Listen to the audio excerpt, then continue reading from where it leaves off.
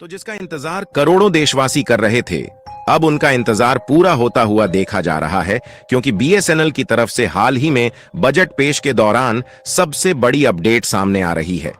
दरअसल बीएसएनएल को हाल ही में फाइनेंशियल ईयर 2024-25 के यूनियन बजट पेश के दौरान लगभग 82,916 करोड़ रुपए का एलोकेशन दिया गया है। क्योंकि आप लोगों ने और अन्य मोबाइल यूजर्स ने जिस तरीके से बीएसएनएल का साथ दिया है और जियो का बायकॉट किया, उससे सरकार भी काफी ज्यादा इन्फ्लुएंस हो चुकी है। और सरकार ने कोई छोटा मोटा नहीं, बल्कि बीएसएनएल को 82,916 करोड़ यानी कि लगभग 83,000 करोड़ रुपए का फंड एलोकेट कर दिया है,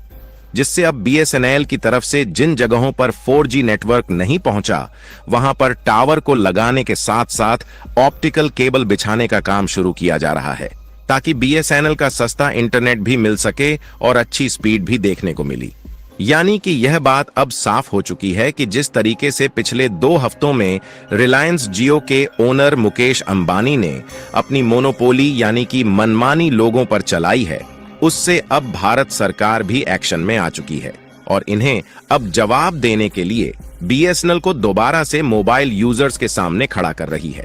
फिलहाल आपको बता दें कि जैसे ही बीएसएनएल को सरकार की तरफ से फंड एलोकेट किए गए, वैसे ही रिलायंस जियो ने अपनी चाल चलते हुए कुछ प्लान्स को सस्ता कर दिया।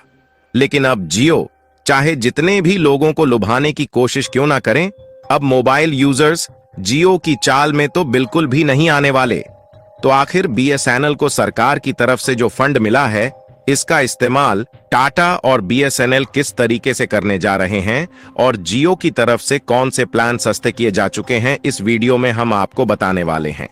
लेकिन आगे बढ़ने से पहले कमेंट बॉक्स में बीएसएनएल की घर वापसी के लिए बधाई देकर चैनल को सब्सक्राइब जरूर कर लीजिए। देखिए, पिछले 2 हफ्तों में जिस तरीके से प्राइवेट सेक्टर की तीनों टेलीकॉम कंपनियां जियो, एयरटेल और वोडाफोन आइडिया ने अपनी मोनोपोली भारत के करोड़ों देशवासियों पर चलाई है, इससे सभी मोबाइल यूजर जियो को लेकर पूरी तरह से विरोध कर रहे हैं। और इसमें सरकार की भी कहीं ना कहीं गलती निकाली जा रही थी कि सरकार ने ही बीएसएनएल के नेटवर्क कवरेज को बढ़ाने के लिए बराबर फंड एलोकेट नहीं किया, जिससे बीएसएनएल डूब गया और इसी के कारण यह प्राइवेट सेक्टर वाली कंपनी अब भारत के लोगों पर अपनी मनमानी चला रही है। लेकिन भारत सरकार को ऐसी बातें सुनने में आ रही है तो वह पूरी तरह से एक्शन में आ चुकी है। और जब इसी बीच 23 जुलाई को बजट पेश होना था, तो इसी बजट में अकेले टेलीकॉम सेक्टर के लिए 1 ट्रिलियन का फंड एलोकेट किया गया है,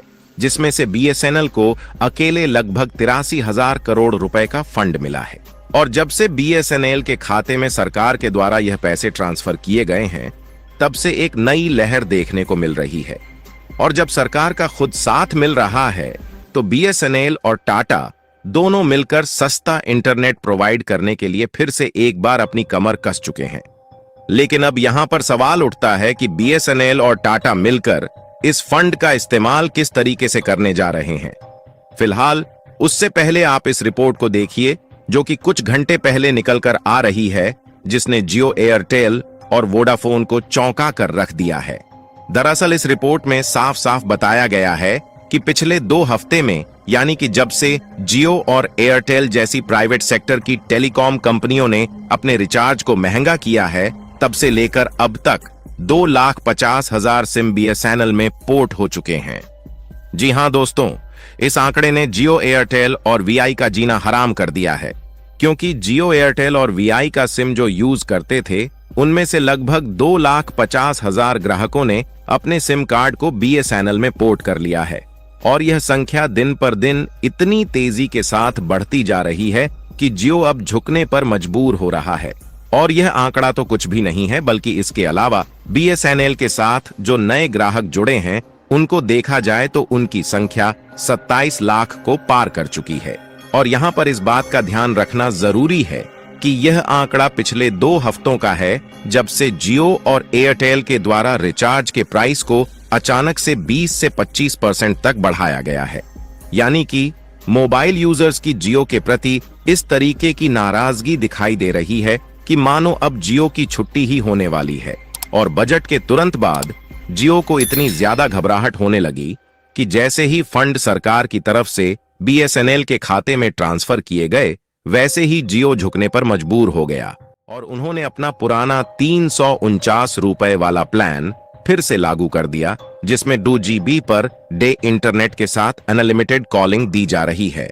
लेकिन बाकी के जो प्लान है उसमें कोई भी परिवर्तन नहीं किया गया और जियो एक हिसाब से लोगों को दिलासा देने की कोशिश कर रहा है। हालांकि जिस तरीके से लोग जियो की चाल समझ चुके हैं और बीएसएनएल के साथ जुड़ रहे हैं, उससे जियो की अब यह कोशिश भी नाकामयाब होने जा रही है। चलिए बात करते हैं कि बीएसएनएल और टाटा मिलकर इस 83,000 करोड़ रुपए के फंड का इस्तेमाल किस तरीके से करने जा रहे हैं। पहले आपको यह बात कंफर्म कर दे कि 83,000 करोड़ रुपए अकेले बीएसएनएल को मिले हैं, जबकि भारत के पूरे टेलीकॉम सेक्टर को बढ़ाने के लिए लगभग 1.27 लाख करोड़ रुपए का बजट दिया जा चुका है। और टेलीकॉम सेक्टर में इस बार भारत सरकार और बीएसएनएल मिलकर काम करने जा रही है, जिसमें सबसे पहले भारत के लगभग सभी गांव तक ऑप्टिकल फाइबर केबल बिछाई जाएगी, क्योंकि सरकार को मालूम है कि गांव तक इंटरनेट की पहुंच बहुत जरूरी है। इसीलिए सरकार की तरफ से यह कहा जा चुका है कि आगे भी चलकर बीएसएनएल के बजट को और भी ज्यादा बढ़ाया जाएगा। फिलहाल इस बार भारत के गांव-गांव तक सस्ते और हाई स्पीड इंटरनेट पहुंचाने की बात करें तो इसको भारत नेट योजना का नाम दिया गया है,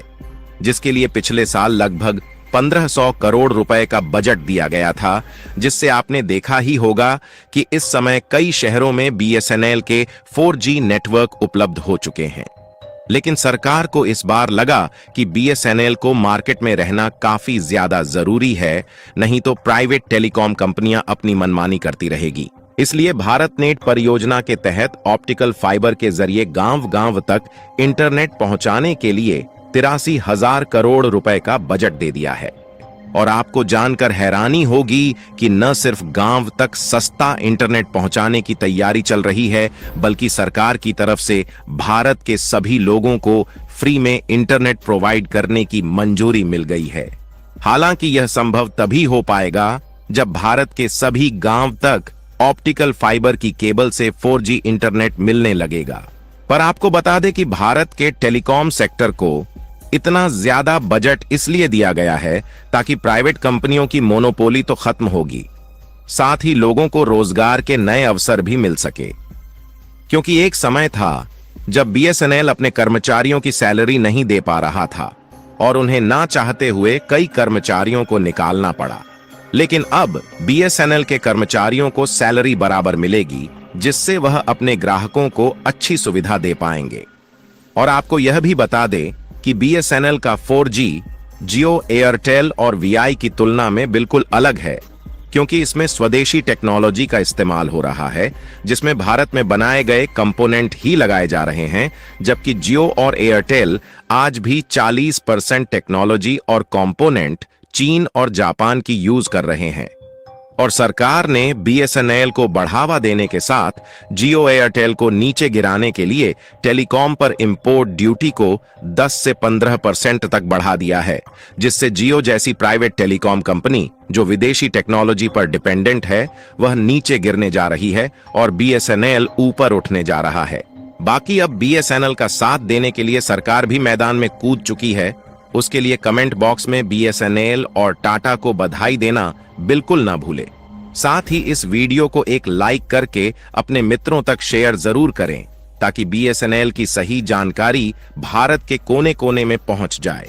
इसी तरह और भी नॉलेजेबल वीडियो देखने के लिए चैनल को सब्सक्राइब करके बेल आइकन को ऑल पर जरूर सेलेक्ट करें।